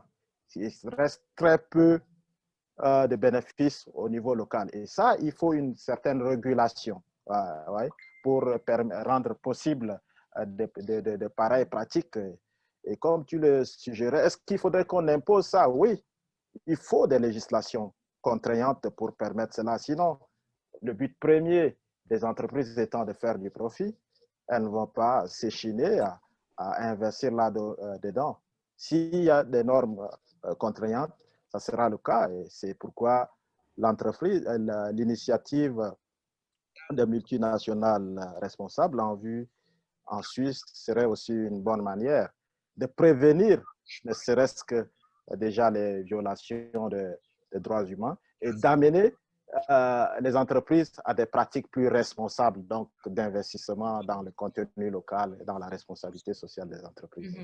Alors, je vois une main levée, Madame Christine Delsperger. J'espère que je n'écorche pas votre nom. Vous avez la parole. Oui, alors bonsoir. J'aimerais poser la question à Yorbana. Est-ce que dans sa thèse, il a aussi abordé le rôle de l'État? Parce que l'avocate de Tchad nous a parlé de justement cet État irresponsable qui encaisse sans doute l'argent des royalties de ces compagnies. Et où est-ce que va cet argent? Je pense que c'est une question très importante. Alors, est-ce que dans sa thèse, est-ce que Yorbana a aussi abordé cet aspect? Oui, j'ai effectivement abordé cet aspect en présentant l'État tchadien comme étant l'un des acteurs de la gouvernance pétrolière au Tchad. Et puis, plus profondément, en abordant cet aspect dans la zone pétrolifère, de temps en temps, les entreprises rejettent la responsabilité de ce qui se passe sur le terrain à l'État. Ils disent, ah, nous payons déjà l'impôt à l'État. Donc, nous n'avons pas l'obligation de faire quoi que ce soit dans la zone pétrolifère. C'est à l'État de venir construire des écoles, c'est à l'État de venir arranger vos routes, c'est à l'État de venir vous construire une clinique parce que nous leur versons déjà l'impôt. Or, dans ces zones, l'État est pratiquement absent. Sachant que l'État est absent, les entreprises se réfugient donc derrière cette responsabilité, ils rejettent leurs responsabilités. Elles sont là, c'est elles qui sont sur le terrain avec les communautés locales.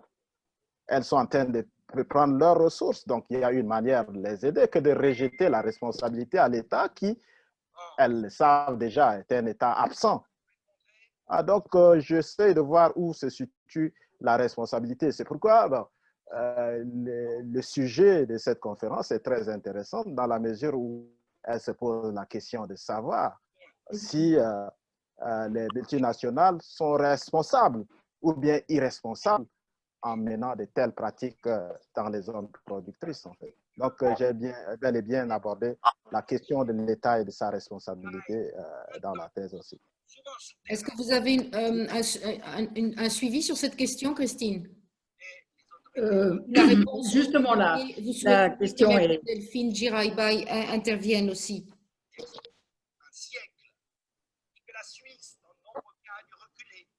Ah, on ne vous entend pas. Il y a un mauvais contact. Oui, alors c'est qui doit Voilà, parler? Christine. Ah, donc, bon, en fait, ma question était aussi où Je n'entends plus rien. Vous m'entendez? Oui, très bien. Alors, ma question un peu prolongée est aussi où va l'argent que l'État encaisse? Est-ce qu'il y a des travaux ou des études là-dessus? Merci. Ah, toujours à Yorbana? Alors, je ne sais pas si l'un de vous deux peut dire, maître Delphine Giraïbas, est-ce que vous voulez intervenir?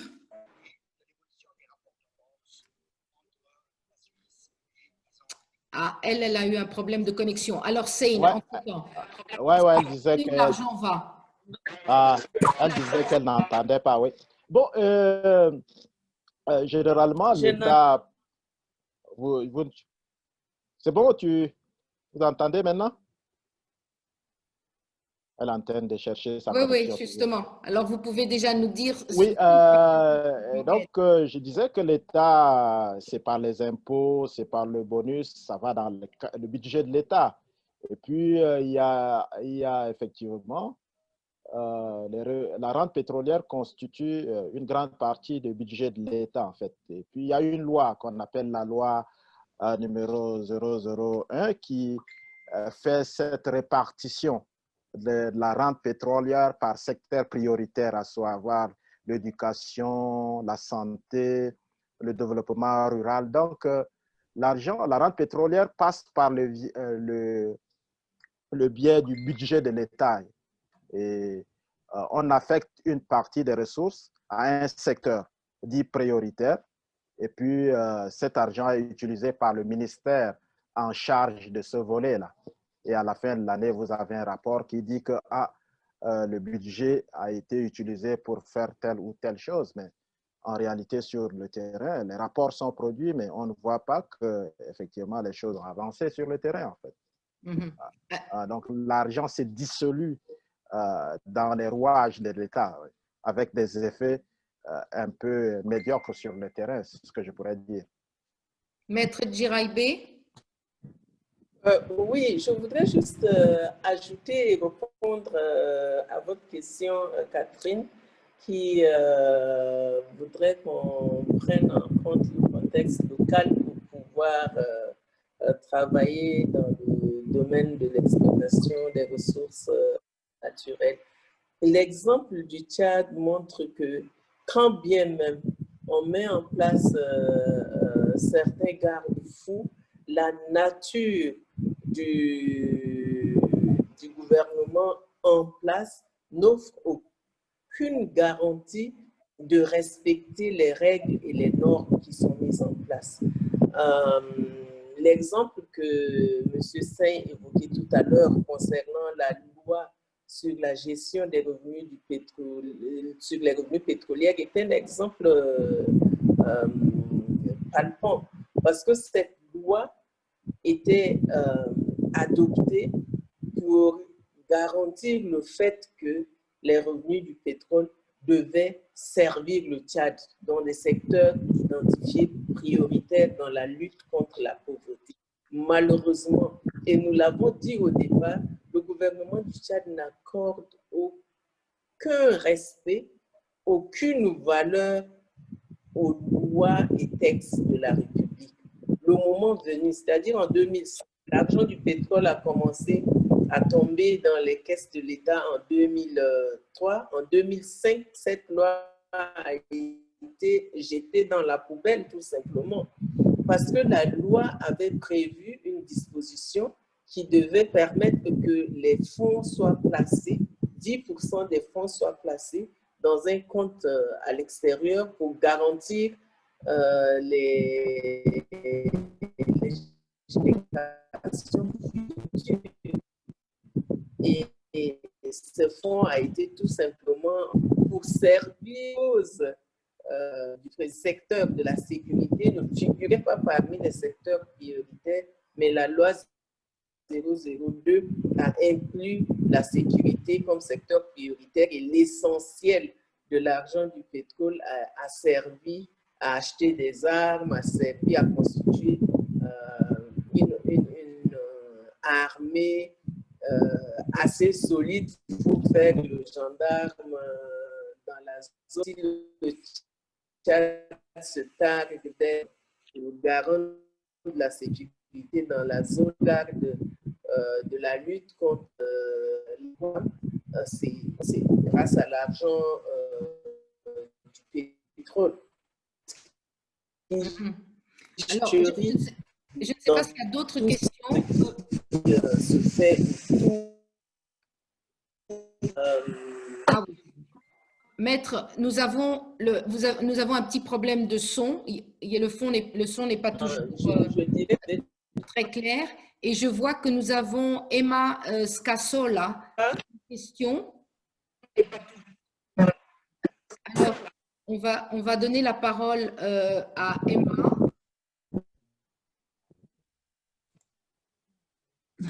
Voilà, ça y est, nous avons Emma qui peut parler.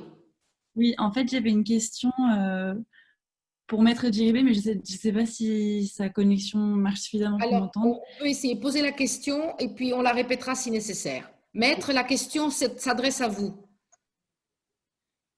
C'est que tout à l'heure, vous avez mentionné l'affaire Trafic Goura, c'est ça? Et vous avez dit que l'entreprise a été condamnée. Je me demandais par quelle cour et sur quel fondement, enfin, et même des explications peut-être sur l'affaire si possible, si vous les connaissez. Voilà.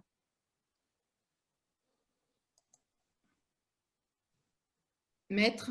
L'affaire des déchets toxiques en Côte d'Ivoire. On vous entend très mal. Alors, peut-être sinon… Vous m'entendez? Voilà, maintenant. Maintenant. Voilà, maintenant. Oui, je vous demandais si Madame Anne a posé une question sur l'affaire des déchets toxiques de la Côte d'Ivoire. C'est ça.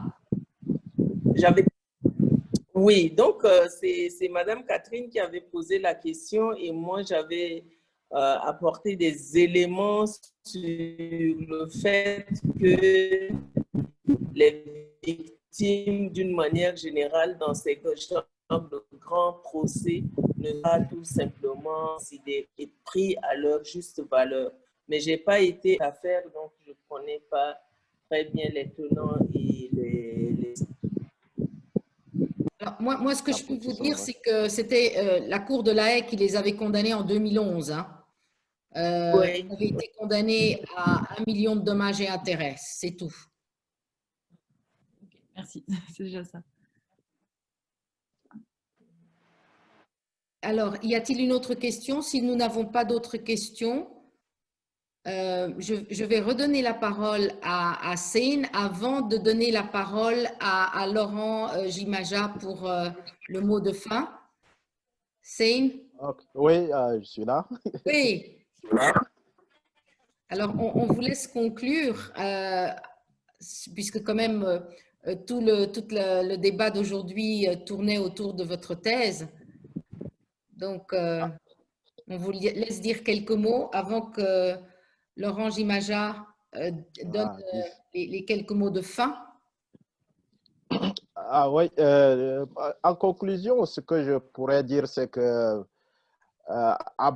traiter du sujet m'a permis donc de voir dans quelle mesure tout ce discours qui tourne autour de l'exploitation pétrolière comme un facteur de développement est très, très, très loin de la réalité. Et avec un peu de recul et des outils académiques, ça m'a permis de démystifier ces discours et de dire un peu d'une façon critique la réalité des terrains qui montre clairement la dynamique de pouvoir existant dans la gouvernance pétrolière, où d'une part, on a des acteurs très puissants qui profitent de cette exploitation et d'autres qui sont marginalisés, voire écrasés. Or, les entreprises étant, disons, des mastodontes en quelque sorte de la mondialisation, il nous faut vraiment des lois contraignantes pour pouvoir les amener,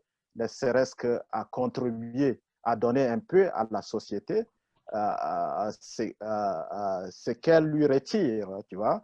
D'où il faut, dans la perspective de l'initiative qui devrait avoir lieu en novembre et s'ajouter donc à la liste de nombreuses autres législations dans les autres pays qui sont déjà et qui contribuent à cette tendance mondiale à pouvoir gérer les entreprises. Il faudrait que cette initiative passe pour mettre les entreprises face à leurs responsabilités et face aux défis mondiaux que ce soit la pauvreté, que ce soit le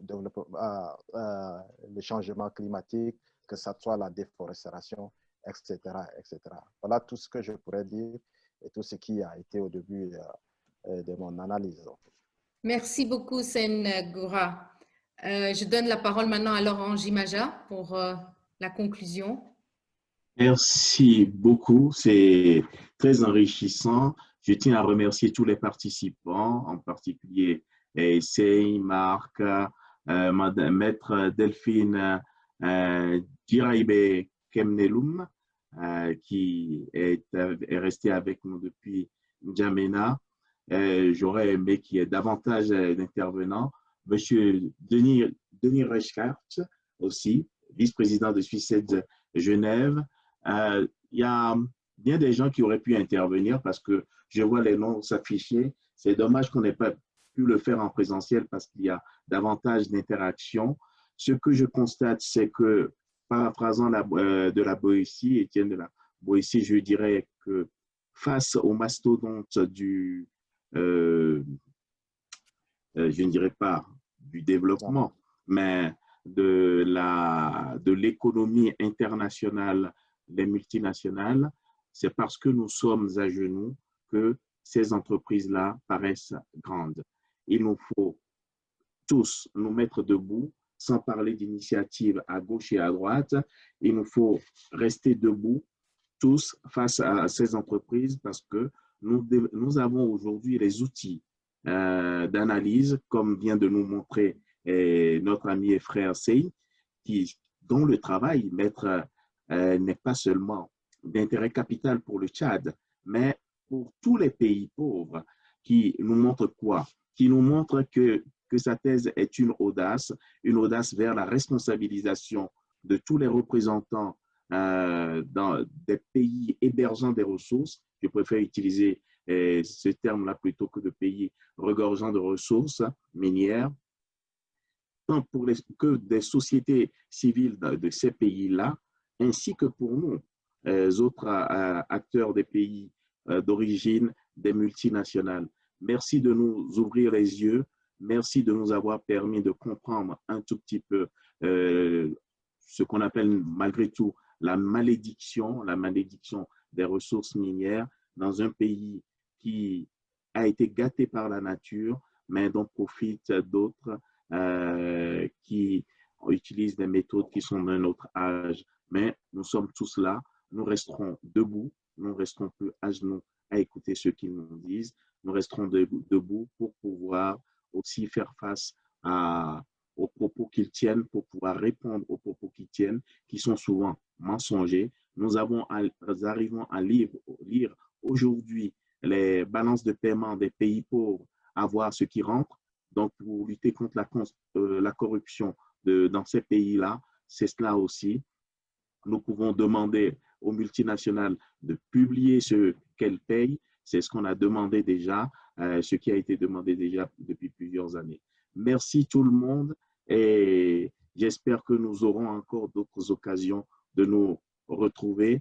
Merci Madame Fiankan Bukonga de l'animation que vous avez assurée de main de maître. Et bonne soirée tout le monde. Merci. Bonne soirée à tous. Prenez soin de vous et sortez masqués. Ne l'oubliez pas. Merci. Merci. Au revoir. Au revoir. Au revoir, Delphine.